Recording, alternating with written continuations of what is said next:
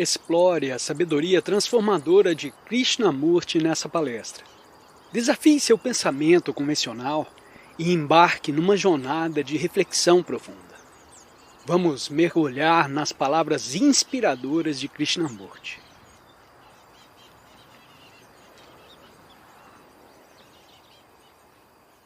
Não estamos fazendo nenhuma espécie de propaganda. Não estamos persuadindo vocês a pensarem numa determinada direção, nem os convencendo de qualquer coisa, e devemos estar muito certos disso. Não estamos trazendo do Oriente alguma coisa exótica, como o contrassenso, que se perpetua em nome dos gurus e das pessoas que escrevem coisas estranhas após visitarem a Índia. Não pertencemos de modo algum a essa gente. E gostaríamos de observar que durante essas duas palestras estamos pensando juntos, não apenas ouvindo algumas ideias e concordando ou discordando delas. Não estamos criando argumentos, opiniões, julgamentos, mas juntos. Quero dizer, juntos, vocês e o conferencista, vamos observar no que se transformou o mundo. Não apenas o Ocidente, mas também o Oriente, onde há uma grande pobreza, uma grande miséria, com uma imensa superpopulação, onde os políticos, como aqui no Ocidente, são incapazes de lidar com o que está acontecendo. Todos os políticos estão pensando em termos de tribalismo. O tribalismo tornou-se um nacionalismo glorificado. Não podemos, portanto, contar com quaisquer políticos, com quaisquer líderes ou com quaisquer livros que tenham sido escritos sobre religião. Não podemos contar, provavelmente, com quaisquer dessas pessoas, nem com os cientistas, os biólogos ou os psicólogos. Eles não foram capazes de resolver os problemas humanos. Estou totalmente certo de que vocês concordam com tudo isso. Nem podemos contar com quaisquer dos gurus que, infelizmente, vêm para o Ocidente e exploram as pessoas, tornando-se muito ricos. Eles nada têm a ver com religião. Tendo dito tudo isso, é importante que nós, vocês e o conferencista, pensemos juntos. Por pensar juntos, queremos dizer não apenas aceitar qualquer espécie de opinião ou avaliação, mas observarmos juntos, não apenas exteriormente o que está acontecendo no mundo, mas também o que está acontecendo a todos nós, internamente e psicologicamente. Externamente, exteriormente, há uma grande incerteza e confusão, guerras ou um medo da guerra. Há guerras acontecendo agora em algumas partes do mundo. Os seres humanos estão se matando uns aos outros. Isso não está acontecendo no Ocidente, aqui, mas há a ameaça da guerra nuclear e a preparação para a guerra. E nós, seres humanos comuns, não parecemos capazes de fazer alguma coisa com relação a tudo isso. Há demonstrações, terrorismos, pessoas fazendo greve de fome e assim por diante. Há um grupo tribal contra o outro e os cientistas estão contribuindo para isso, bem como os filósofos, que, embora falem contra internamente, estão continuando a pensar em termos de nacionalismo, de acordo com a carreira particular de cada um. Assim é isso que está realmente acontecendo no mundo exterior. O que qualquer ser humano inteligente pode observar. E interiormente, em nossas mentes e em nossos corações, nós mesmos também estamos muito confusos. Não há nenhuma segurança. Não apenas, talvez, para nós mesmos, mas para a geração futura. As religiões dividiram os seres humanos em cristãos, hindus, muçulmanos e budistas. Assim, levando tudo isso em consideração, observando com objetividade, calmamente, sem qualquer preconceito, naturalmente é importante que pensemos juntos a respeito de tudo isso. Pensar junto sem opor uma opinião a outras opiniões, sem opor uma conclusão a outra conclusão, um ideal contra outro ideal, mas pelo contrário, pensar juntos e ver o que nós, seres humanos, podemos fazer. A crise não está no mundo econômico, nem no mundo político. A crise está na consciência. Acho que poucos de nós percebem isso. A crise está na nossa mente e em nosso coração. Isso é, a crise está em nossa consciência. A nossa consciência é a nossa existência em sua totalidade. Com as nossas crenças, com as nossas conclusões, com o nosso nacionalismo, com todos os medos que temos, são os nossos prazeres, os problemas aparentemente insolúveis e aquilo que chamamos de amor, compaixão. Ela inclui o problema da morte, ou imaginar se existe alguma coisa após a morte, alguma coisa além do tempo, além do pensamento, alguma coisa eterna. Esse é o conteúdo da nossa consciência. Esse é o conteúdo da consciência de todo ser humano, em qualquer parte do mundo em que viva. O conteúdo da nossa consciência é o terreno comum de toda a humanidade. Acho que temos que deixar isso bem claro desde o início. Um ser humano de qualquer parte do mundo sofre, não apenas fisicamente, mas também interiormente. Ele está incerto, amedrontado, confuso, ansioso, privado de qualquer sentido de profunda segurança. Assim, a nossa consciência é comum a toda a humanidade. Por favor, ouçam isso. Vocês podem estar ouvindo isso pela primeira vez. Assim, por favor, não se descartem disso. Vamos investigar isso juntos. Não quando vocês forem para casa, mas agora. A consciência de vocês, o que vocês pensam, o que vocês sentem, as suas reações, as suas ansiedades, a sua solidão, os seus pesares, a sua dor, a sua procura de alguma coisa que não seja apenas física, mas que ultrapasse todo o pensamento, é igual a de uma pessoa que viva na Índia, na Rússia ou na América. Todos eles passam pelos mesmos problemas que vocês. Os mesmos problemas de relacionamentos uns com os outros, homem ou mulher. Assim, todos estão no mesmo terreno da consciência. A nossa consciência é comum a todos nós e, portanto, não somos indivíduos.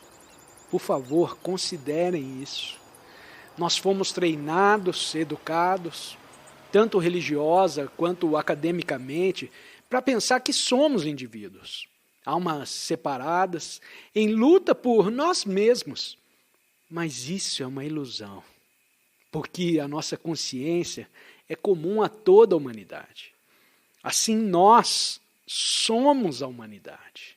Não somos um indivíduo em separado, batalhando por nós mesmos. Isso é lógico, é racional, sensato. Não somos entidades separadas, com conteúdo psicológico separado, lutando por nós mesmos, mas somos, cada um de nós, na realidade, o restante da humanidade. Talvez vocês aceitem intelectualmente a lógica disso, mas se vocês sentirem profundamente, então toda a atividade de vocês sofrerá uma mudança radical. Essa é a primeira questão que temos que pensar juntos.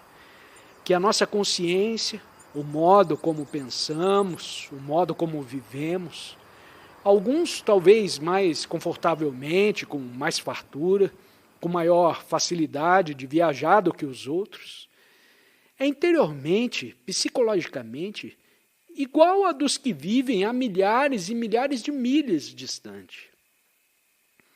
Tudo é relação. A nossa própria existência é relação. Observem o que fazemos com as nossas relações uns com os outros, sejam elas íntimas ou não. Em toda relação há um tremendo conflito e luta. E por quê?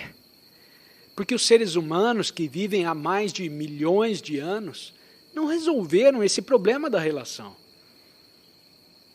Assim, vamos pensar juntos a esse respeito. Vamos observar juntos o que é, na realidade, a relação entre um homem e uma mulher. Toda a sociedade está baseada no relacionamento. Não há sociedade se não houver relacionamento. A sociedade torna-se, então, uma abstração. Observamos que existe conflito entre o homem e a mulher. O homem tem os seus próprios ideais, as suas próprias buscas, as suas próprias ambições, e está sempre procurando o sucesso, ser alguém no mundo. E a mulher também está lutando, também está querendo ser alguém, querendo realizar-se e transformar-se. Cada um está buscando sua própria direção. Assim, homem e mulher são como duas ferrovias que correm paralelas e nunca se encontram, a não ser, talvez na cama, mas de outro modo, se vocês observarem profundamente, nunca na realidade se encontram psicologicamente e interiormente. Por quê? Essa é a questão. Quando perguntamos por quê, estamos sempre perguntando pela causa. Pensamos em termos de causação, na esperança de que se pudermos entender a causa, então talvez possamos mudar o efeito.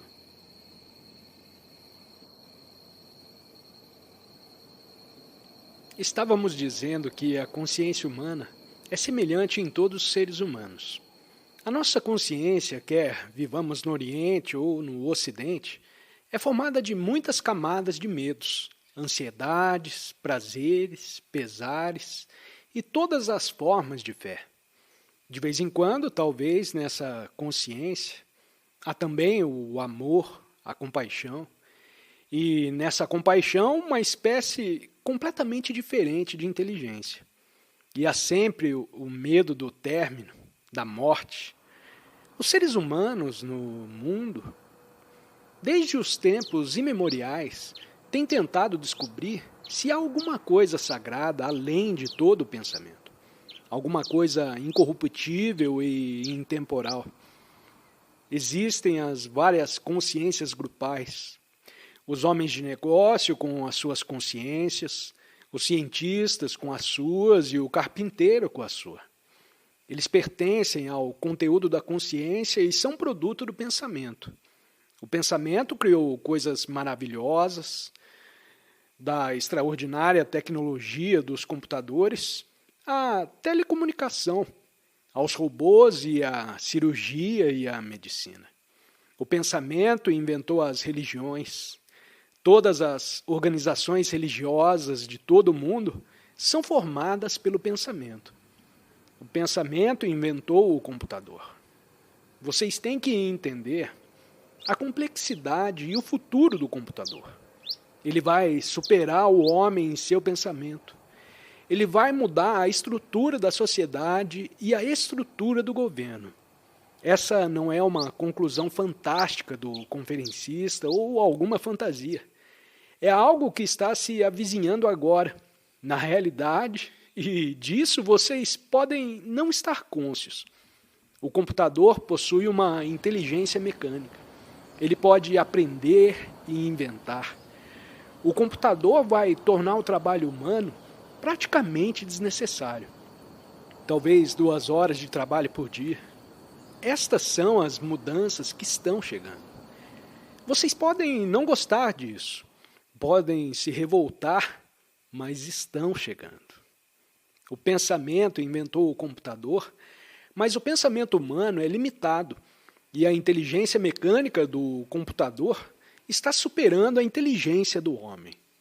Ela vai revolucionar totalmente as nossas vidas. Então, o que será do ser humano? Esses são fatos e não algumas conclusões específicas do conferencista. Quando consideramos a capacidade do computador, então temos que nos perguntar: o que deve fazer o ser humano? O computador vai assumir o comando das atividades do cérebro. E o que então acontecerá ao cérebro? Quando as ocupações de um ser humano forem assumidas pelo computador, pelos robôs, qual será o destino do ser humano? Nós, seres humanos, fomos programados biologicamente, intelectualmente, emocionalmente, psicologicamente durante milhares de anos. E repetimos o padrão do programa reiteradamente. Nós paramos de aprender e devemos indagar se o cérebro humano, que foi programado durante tantos séculos, será capaz de aprender e transformar-se imediatamente numa dimensão totalmente diferente. Se não formos capazes disso, o computador, que é muito mais capaz, rápido e exato, irá assumir o comando das atividades do cérebro. Isso não é uma coisa casual. Esse é um assunto por demais sério, desesperadamente sério. O computador pode inventar uma nova religião. Ele poderia ser programado por um doutor especialista em hindu, por um católico, por um protestante ou por um muçulmano, e resultaria numa maravilhosa estrutura para uma nova religião.